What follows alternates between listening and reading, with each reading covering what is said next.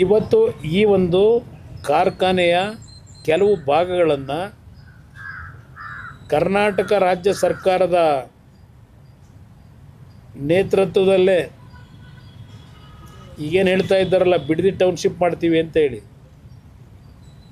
ಬಿಡದಿ ಟೌನ್ಶಿಪ್ಪನ್ನು ನಾನು ಮಾಡ್ತಾ ಇರೋದು ಕುಮಾರಸ್ವಾಮಿಯವರ ಕನಸಿನ ಕೂಸೋದು. ನನಗೇನು ಇಂಟ್ರೆಸ್ಟ್ ಇಲ್ಲ. ಕನಸಿನ ಕೂಸನ್ನು ಇವತ್ತು ನಾನು ಬೆಂಗಳೂರು ನಗರ, ಬೆಂಗಳೂರು ದಕ್ಷಿಣ ಭಾಗವನ್ನು ವಿಶ್ವಕ್ಕೆ ಮಾದರಿಯಾಗಿ ನಾನು ಮಾಡ್ತೀನಿ. ನೆನೆ ಹೇಳಿದ್ದಾರೆ ವಿಶ್ವಕ್ಕೆ ಮಾದರಿ ಮಾಡ್ತೀನಿ ಅಂತ. ನೀವು ಈ ರಾಜ್ಯದಲ್ಲಿ ಎಸ್ ಎಂ ಕೃಷ್ಣ ಅವರ ಸರ್ಕಾರದಲ್ಲಿ ಯು ಡಿ ಮಿನಿಸ್ಟ್ರಾಗಿ, ಅರ್ಬನ್ ಡೆವಲಪ್ಮೆಂಟ್ ಮಿನಿಸ್ಟ್ರಾಗಿ ವಿಶ್ವ ದರ್ಜೆಗೆ ಬೆಂಗಳೂರು ನಗರ ತೆಗೆದುಕೊಂಡು ಹೋಗಿರೋದು ಇಲ್ಲೇ ನೋಡ್ಬೋದು. ಈ ಎಚ್ ಎಮ್ ಟಿ ಆವರಣದಲ್ಲಿ ವಿಶ್ವ ದರ್ಜೆಗೆ ಯಾವ ರೀತಿ ತೆಗೆದುಕೊಂಡು ಹೋಗಿದ್ದೀರಿ. ಯಾವುದೋ ವೆಲ್ಲಿಂಗ್ಟನ್ನು, ಪ್ರಿಸ್ಟೀಜು, ಬ್ರಿಗೇಡು ಅಲ್ಲ, ಹಲವಾರು ಇದ್ದಾವೆ ಇಲ್ಲಿ. ನೀವು ನೋಡಿದ್ರಿ ಬಿಲ್ಡಿಂಗ್ಗಳು. ನಮ್ಮ ಎಚ್ ಎಮ್ ಟಿ ನೂರಾರು ಜನ, ಸಾವಿರಾರು ಜನಕ್ಕೆ ಅನ್ನ ಕೊಟ್ಟಂಥ ಸಂಸ್ಥೆ. ಒಂದು ಕಡೆ ಬಿಲ್ಡಿಂಗ್ಗಳಲ್ಲಿ ಇರ್ತಕ್ಕಂಥ ಕಿಟಕಿಗಳು, ಪಟಿಕೆಗಳು ಎಲ್ಲ ಕಿತ್ಕೊಂಡು ಒಂದು ಕಡೆ ಅನಾಥವಾಗಿ ನನ್ನ ನೋಡ್ರಪ್ಪ ಅಂತ ಅಲ್ಲಿ ಆ ಬಿಲ್ಡಿಂಗ್ಗಳು ಅಳ್ತಾ ಇವೆ. ಇನ್ನೊಂದು ಕಡೆ ಬೃಹದಾಕಾರವಾಗಿ ಕಟ್ಟಿದ್ದಾರೆ ಇದೇ ಜಾಗದಲ್ಲಿ, ಎಚ್ ಎಮ್ ಟಿ ಜಾಗದಲ್ಲಿ. ಯಾವ ಕಾಲದಲ್ಲಿ ಇವೆಲ್ಲ ನಡೀತು ಈಶ್ವರ ಖಂಡ್ರೆ ಅವರೇ? ನೀವು ಹೇಳ್ತಕ್ಕಂಥ ರೀತಿಯಲ್ಲಿ ಇವೆಲ್ಲ ಅರಣ್ಯ ಇಲಾಖೆಗೆ ಸೇರಿದ್ರೆ ಆ ಬಿಲ್ಡಿಂಗ್ಗಳನ್ನೆಲ್ಲ ಏನು ಮಾಡ್ತೀರಿ? ಈಗ ಪರ್ಮಿಷನ್ ಕೊಟ್ಟಾರೆ ಯಾರು ಆ ಬಿಲ್ಡಿಂಗ್ ಕಟ್ಟಲಿಕ್ಕೆ? ಆ ಜಾಗ ಕೊಡಬೇಕಾದ್ರೆ ಯಾರ್ಯಾರ ಪಾಲಿದೆ?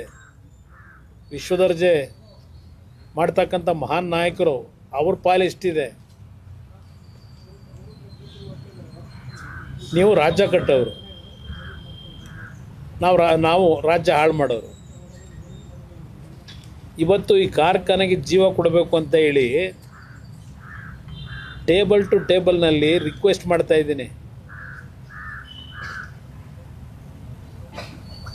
ಸುಮಾರು ಇಲ್ಲಿ ಕೆಲಸ ಮಾಡಿರ್ತಕ್ಕಂಥ ಕಾರ್ಮಿಕರಿಗೆ ಈಗಲೂ ಸಹ ಅವರಿಗೆ ಒಂದು ಔಷಧಿ ತಗೊಳ್ಳೋದಕ್ಕೆ ದುಡ್ಡಿಲ್ಲ. ಕುಟುಂಬದಲ್ಲಿ ಏನಾದರೂ ಹೆಚ್ಚು ಕಡಿಮೆ ಆಗಿ ವಯಸ್ಸಾಗಿರೋರಿದ್ದಾರೆ. 590 ಕೋಟಿ ಅವರಿಗೆ ಹಲವಾರು ರೀತಿಯ ಕಾರ್ಮಿಕರಿಗೆ ಫೆಸಿಲಿಟೀಸ್ ಕೊಡಬೇಕಾಗಿದೆ.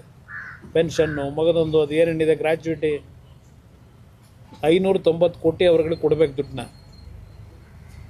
ನಾನು ಮಂತ್ರಿ ಆದಮೇಲೆ ಪಾಪ ಅವರಲ್ಲಿ ಏನೋ ಒಂದು ನಂಬಿಕೆ, ಒಂದು ಅಂತಿಮವಾಗಿ ನಮ್ಮ ಜೀವನಕ್ಕೆ ಬದುಕನ್ನು ಕೊಡ್ತಾರೆ ಅಂತಕ್ಕಂಥ ಒಂದು ನಂಬಿಕೆ ಮೇಲಿದ್ದಾರೆ ಅವರು, ಆ ಕಾರ್ಮಿಕರು. ನಾನು ಎಲ್ಲ ಭಾಗದಲ್ಲೂ, ದೇಶದ 6 ಕಡೆ ಏನಿದೆ ಅಲ್ಲ ಎಲ್ಲ ಭಾಗದಲ್ಲೂ ಪ್ರವಾಸ ಮಾಡಿದ್ದೀನಿ. ಎಲ್ಲ ಭಾಗದಲ್ಲೂ ಒಂದು ಆಸೆ ಇಟ್ಕೊಂಡಿದ್ದಾರೆ. ಇವತ್ತು ನಾನು ಒಂದು ಹೊಸದಾಗಿ ನಮ್ಮ